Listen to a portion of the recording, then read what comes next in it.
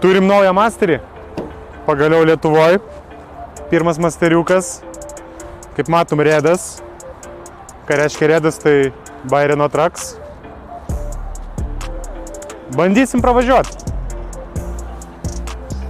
Šiaip iš lauko mašina gal ir atrodo tokia didelė, bet atsisėdus į vidų, tokia visa ergonomika atrodo kaip lengvoji mašina iš tikrųjų.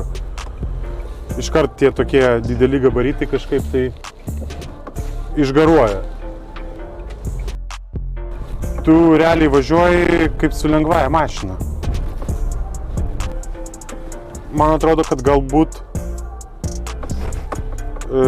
garso izoliacija gerokai geresnė. Nors ir turim kėbulą gale paprastą, bet kažkaip man atrodo, kad tyliau ramiau važiuoja mašina. Nu va, pirmas užpilimas į mūsų masteriuką.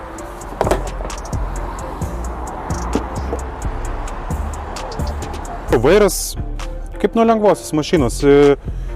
Atrodo ir į posūkius geriau važiuoja. Nežinau, man atrodo vairuotojas su dideliu vairu jaučiasi kaip darbe. Čia jau jausis, kad galbūt kaip su savo mašina važiuoja.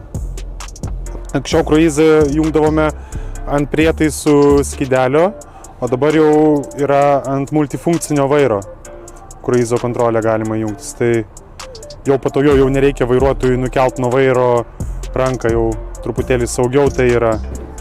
Iki rato 220 maždaug.